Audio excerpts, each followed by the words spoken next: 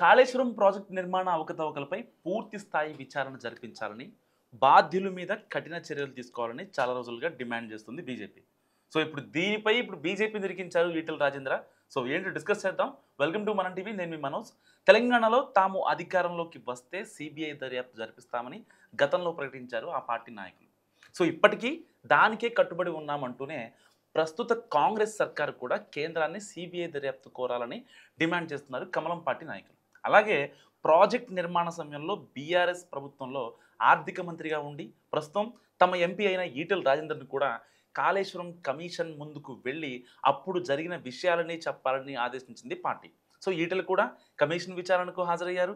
తను చెప్పాల్సింది తాను చెప్పారు. ఆ విషయంలో కూడా చాలా జాగ్రత్తగా వివరించింది బీజేపీ. గమ్మున ఎవరైనా మాట్లాడతారని కూడా మాట్లాడొద్దని చెప్పింది. కమిషన్ ముందు ఈటెల రాజేందర్ చెప్పిందంతా నాటి ఆర్థిక మంత్రిగా చెప్పారు తప్ప ఆ వాంగ్మూలంతో పార్టీకి సంబంధం లేదని, అది బీజేపీ వర్షన్ కాదని కూడా ప్రకటించారు చాలామంది ముఖ్యులు, ఎంపీలు ఎవరైతే ఉన్నారో. అదంతా జరిగిపోయింది కదా. ఇప్పుడు కాళేశ్వరం కమిషన్ రిపోర్ట్ వచ్చింది. జస్టిస్ పిసి ఘోష్ కమిషన్ తన రిపోర్ట్ను ప్రభుత్వానికి సమర్పించింది.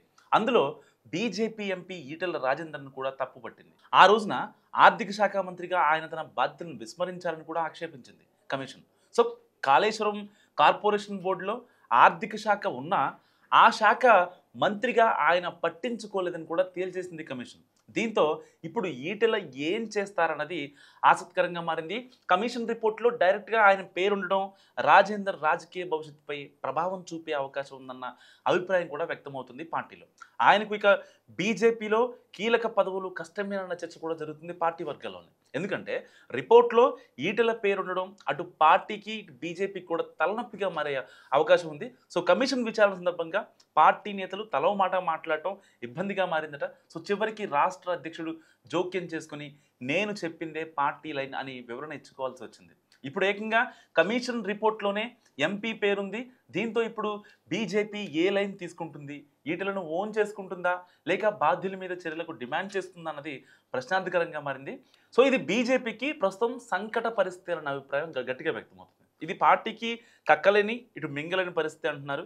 అటు తెలంగాణ బీజేపీ నాయకులు కొందరు మాత్రం అవినీతిని సహించేది లేదని, నిజంగానే దోషి అని తేలితే ఎలాంటి వారి మీదైనా చర్యలు తీసుకోవాల్సిందేనని అంటున్నారు. సో పూర్తి స్థాయి రిపోర్ట్ బయటకు వచ్చాక ప్రభుత్వం తీసుకున్న నిర్ణయాన్ని బట్టి బీజేపీ పెద్దల స్పందన ఉంటుందని తెలుస్తుంది. మొత్తం మీద ఈటెల తాను ఇరుక్కొని పార్టీని కూడా ఇరుక్కుని పెట్టారన్న చర్చ నడుస్తుంది తెలంగాణ కాషాయ వర్గాల్లో. సో మరి నిజంగా ఒకవేళ ఈటెల రాజేంద్ర బీజేపీని ఇరికిస్తే మరి ఆయనకి ఫ్యూచర్లో ఇన్ ఫ్యూచర్ కీలక పదవులు వస్తాయా రావా? మీరేమనుకుంటున్నారో కామెంట్ రూపంలో చెప్పండి.